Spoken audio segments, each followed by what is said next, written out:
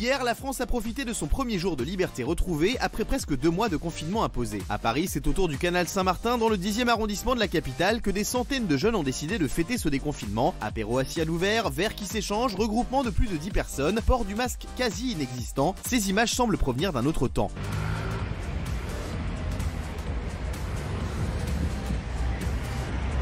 Pourtant, c'est bien hier, dans l'après-midi, que ces Parisiens ont décidé de profiter de leur première journée de déconfiné pour célébrer, une attitude que l'élu de l'arrondissement, Alexandra Cordebar, attendait. C'est un lieu qu'on avait identifié à haut risque pour le déconfinement. Si des policiers ont décidé de remonter le canal munis de mégaphones pour demander aux jeunes de porter des masques et de maintenir leur distance, les consignes ne semblent pas avoir été respectées. Sur internet, les réactions ne se sont pas fait attendre. Je suis très en colère de voir qu'à Paris, au canal Saint-Martin, les jeunes parisiens ne portent pas de masque, ne respectent pas la distanciation ni le regroupement à moins de 10 personnes. Ils se croient invincibles. Je refuserai d'être confiné à nouveau à cause de ces idiots. Pour la maire du 10e arrondissement, il ne faut pas les blâmer, mais il est important de réagir. Je comprends le besoin de liberté, surtout pour les plus jeunes. J'en appelle à la responsabilité et à la vigilance de tous. Le temps des regroupements n'est pas encore venu. C'est important de respecter les règles. Espérons que le message passe.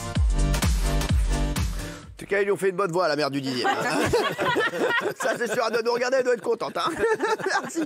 Alors, les chéris, fêtez le déconfinement. Est-ce que vous êtes pour ou contre, vous kiffez ou vous kiffez pas? Jean-Michel Maire. Qui fait, c'est un bien grand mot. Moi, je peux comprendre, parce qu'on a été, les Français ont beaucoup respecté le confinement. Ouais. Au bout d'un moment, la cocotte minute, on peut lui donner un peu d'oxygène comme ça. C'était le premier jour. Je dis pas qu'il faut faire ça tous les jours. Le premier jour, les gens ont voulu fêter ça. Et puis, je suis désolé, ils sont pas plus serrés que dans le métro. Hein. Donc voilà, s'ils respectent, ils mettent des masques, etc. C'est pas vital. Si. Ouais. C'est pas vital. Il n'y a pas que des gens qui prennent le métro pour aller travailler, hein, qui vont faire du shopping, qui vont alors non, c'est interdit. Dans le métro. Ouais.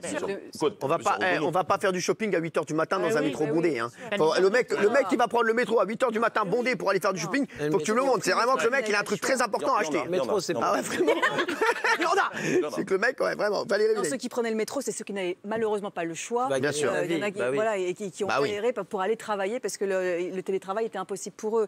Là, en l'occurrence, je comprends effectivement ce que tu dis. Ça faisait 55 jours qu'on était confinés et qu'on avait envie de pouvoir sortir, etc. Donc, j'ai très envie de leur gueuler dessus, mais en même temps, je comprends ce besoin. Voilà.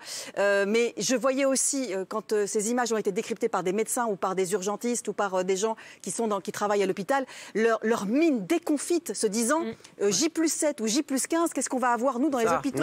C'est ça qui m'angoisse. Alors, voilà, donc, justement, parce qu'on aura, on saura dans 7 jours, dans 15 jours. Alors hier, donc en fin d'après-midi, beaucoup de Parisiens ont eu la même idée, se retrouver entre copains au bord des quais, sauf que très rapidement, la situation s'est envenimée. Regardez, ça a été chaud, là. Ça fait 2 mois qu'on s'est pas vu, vraiment, on a vraiment respecté, on s'est pas du tout vu une seule fois en 2 mois. Et du coup, on s'est dit, on voulait trouver un endroit où il n'y avait pas trop de monde. Bon, a priori, c'est un peu raté. Ça fait plaisir de retrouver le monde qu'on avait perdu pendant 2 mois. C'est trop bien, on a envie de faire la bise et des câlins, mais on peut pas. Mais du coup, on dit juste bonjour et on parle et c'est cool, on se tape des barres. Alors, forcément, ces images ont provoqué un tollé. Et donc, la police est intervenue peu après 19h. Regardez, les policiers étaient équipés de mégaphones pour dissiper la foule. Regarde. C'est tard, 19h.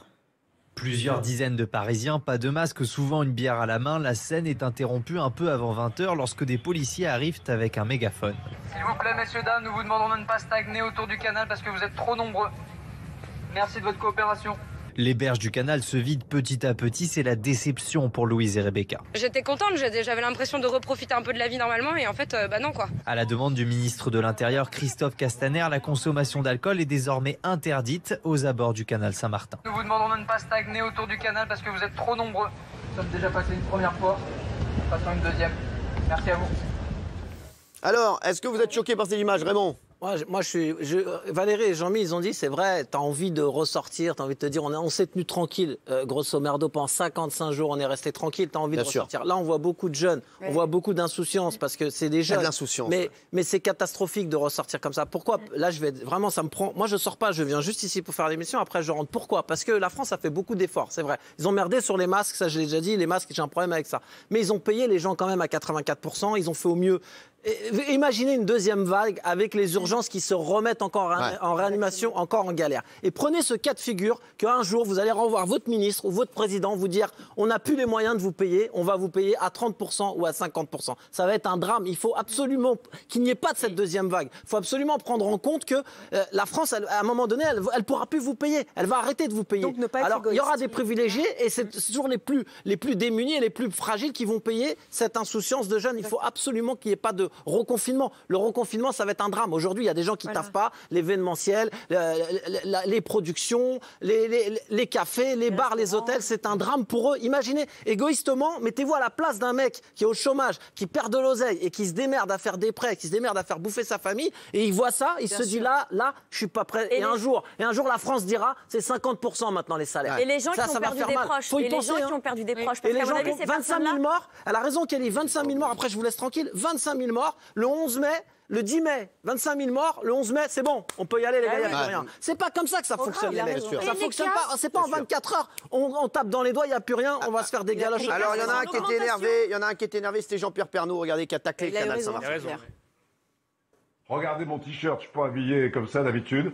Restez chez vous, c'est fait par une petite entreprise de Loire-Atlantique. J'ai eu envie de le mettre aujourd'hui en voyant ces images qu'on a revues à l'instant du canal Saint-Martin noir de monde. L'épidémie n'a pas disparu, on approche des 27 000 morts, 4e ou 5e pays le plus touché de la planète. C'est donc pas le moment de faire n'importe quoi. Certes, on peut sortir pour aller travailler, pour faire ses courses. Le coiffeur, hier, pour moi, vous l'avez remarqué, en prenant toutes les précautions d'usage. Voilà, alors Jean-Pierre, donc, et la maire de Paris, donc Anne Hidalgo, elle a dégainé très rapidement, généralement elle dégaine rapidement, vous le savez, et là c'était pour réagir. Et là, elle ne s'est pas fait attendre puisqu'elle a demandé la réouverture des parcs et jardins pour éviter le problème. Anne Hidalgo, compte tenu des besoins des Parisiens, car Paris est une ville très dense, je renouvelle ma demande d'ouvrir à la promenade les parcs et les jardins avec port du masque obligatoire, ce qui devrait être aussi le cas dans toutes les rues de notre ville. Alors, elle a demandé ça, elle s'est fait rembarrer direct par le ministre de la Santé. Regardez, qui a répondu à ça, Olivier Véran. Apparemment, il n'est pas comme un fou sur Anne Hidalgo. Pour avoir vu les images auxquelles vous faisiez allusion hier sur les quais de Seine, de la volonté, encore une fois, on peut comprendre le réflexe, mais attention, ça peut être dangereux. Non, nous n'ouvrirons pas les parcs et jardins à Paris, en Ile-de-France, ainsi que dans les autres régions qui sont classées rouges, parce que, non pas qu'on n'a pas envie que les gens puissent sortir ou prendre l'air, mais que ça peut être extrêmement tentant, par le soleil que nous avons aujourd'hui, que les gens se regroupent trop, s'amassent trop, qui ne respectent pas les groupes de 10 et qui ne puissent pas respecter les conditions des gestes barrières.